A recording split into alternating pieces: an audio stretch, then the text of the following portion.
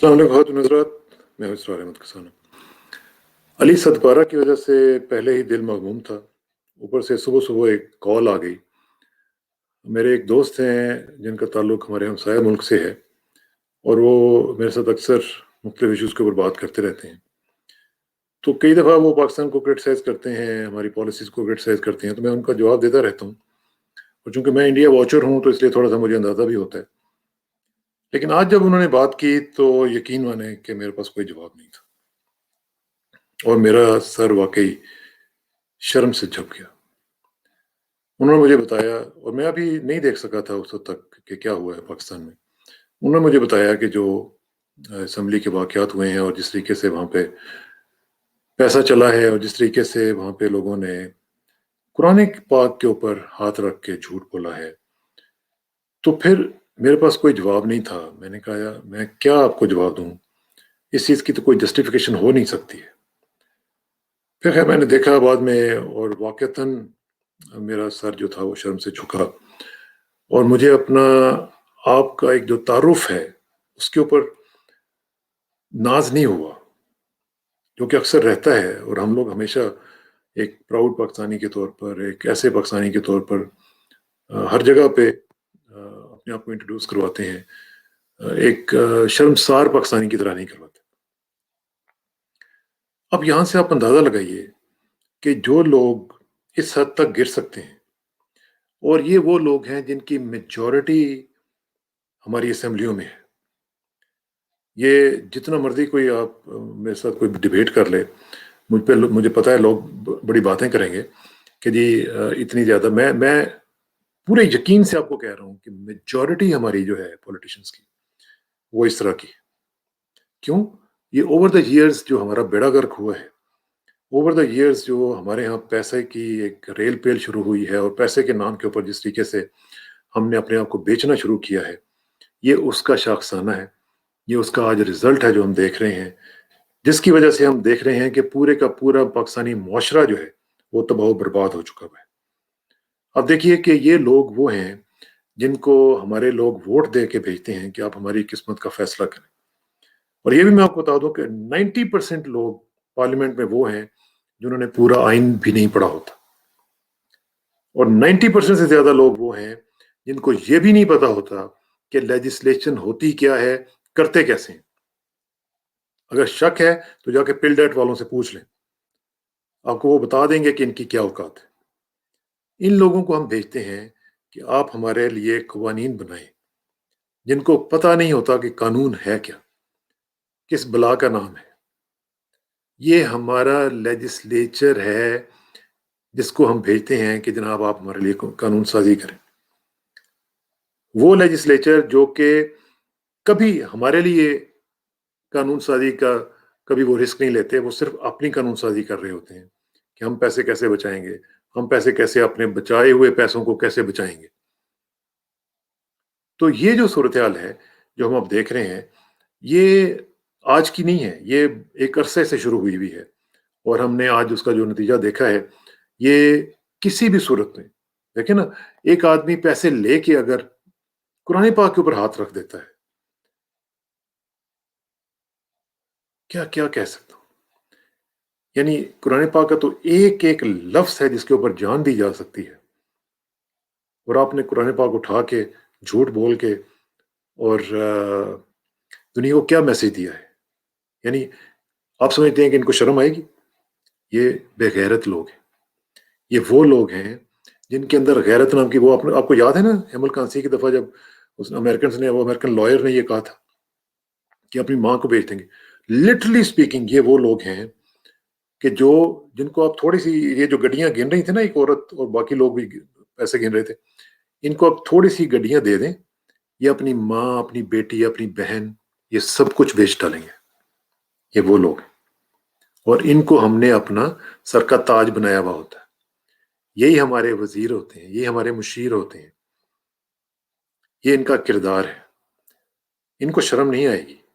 इनका शर्म से इतना ही सिर्फ ताल्लुक है कि शर्मगाह से सिर्फ पैदा होते हैं, बाकी फिर जिंदगी में इनका शर्म के साथ कोई ताल्लुक नहीं होता।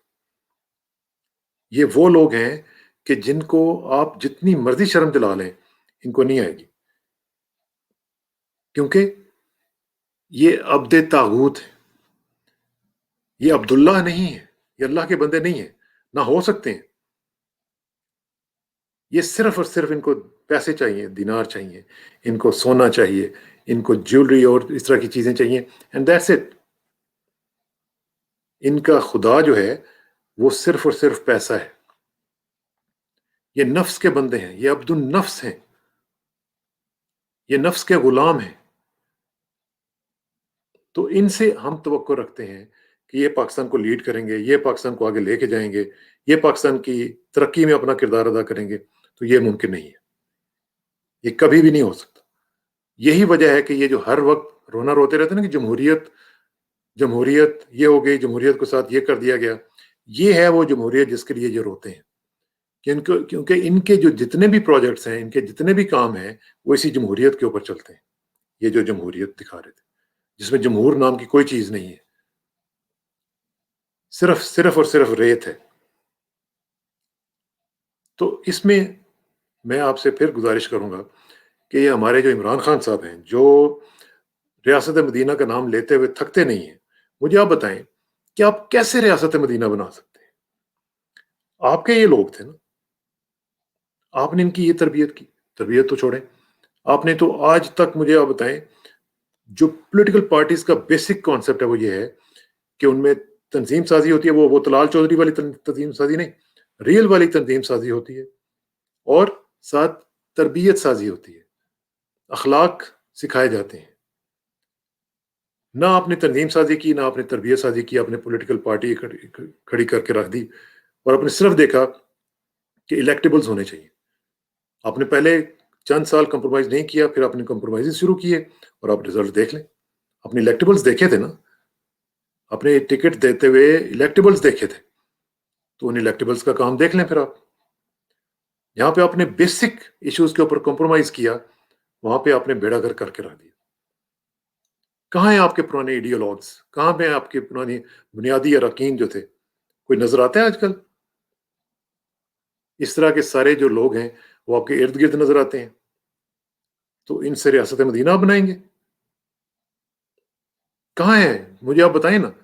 کوئی آپ کو، آپ کے ارد گرد کوئی ابو بکر و عمر و عثمان و علی، اس طرح کا کوئی بندہ نظر آتا ہے؟ چلیں وہ تو خیر بہت بڑے لوگ تھے، ہم تو ان کی خاک پا کے برابر بھی نہیں ہیں، لیکن کوئی اس پیٹرن کا کوئی آدمی نظر آتا ہے آپ کے ارد گرد؟ ہاں، ابو جہل بہت ہے، ہر جگہ پہ ابو جہل موجود ہے. اس لیے کہ آپ نے کمپرومائز کیا. نبی کریم صلی اللہ علیہ وسلم کی آپ اکثر اس مثالیں دیتے ہیں. نبی پاک صلی اللہ علیہ وسلم نے، وہ بھی چاہتے تو مکہ میں کمپرومائز کر سکتے تھے نا، لیکن انہوں نے کمپرومائز نہیں کیے. انہوں نے الیکٹیبلز اس طرح نہیں ڈھونڈے جس طرح آپ ڈھونڈتے پھرتے ہیں.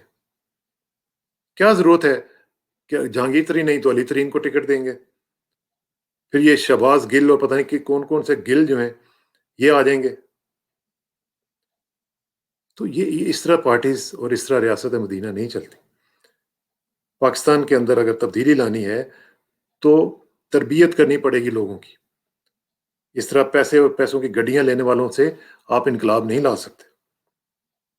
اور عام لوگوں سے بھی میری یہ گزارش ہے کہ یہ آپ کی وجہ سے بھی ہو رہا ہے، کیونکہ آپ یہ نہیں دیکھتے کہ کس بندے کو ووٹ دے رہے ہیں. ابھی بھی آپ انہیں کو دیں گے ووٹ، ان کو نکال دیا جائے گا تو وہ پھر آئیں گے، کیونکہ آپ نہیں بدلیں گے. آپ بھی اپنی ریڈی کے اوپر، اپنی دکان کے اوپر، اپنے ٹھیلے کے اوپر آپ بھی دو نمبری کرتے ہیں. آپ کو اپنی دو نمبریوں سے بچنے کے لیے اس طرح کے لوگوں کی ضرورت پڑتی ہے جو تھانے میں آپ کے ساتھ دے سکیں. یہ وجہ ہے کہ ہم ذلیل و خوار ہو رہے ہیں، ہم ان لوگوں کے محتاج ہو چکے ہیں.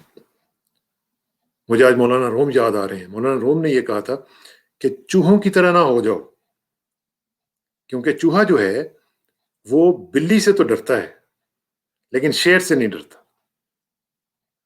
مقصد یہ ہے کہ یہ جو لوگ ہیں یہ ہر وقت انسیکیورٹی سے ڈرتے ہیں کہ ہمارے پاس یہ نہیں ہے، ہمارے پاس یہ بھی ہونا چاہیے، ہمارے پاس یہ بھی ہے، یہ بھی نہیں ہونا چاہیے، یہ بھی ہونا چاہیے.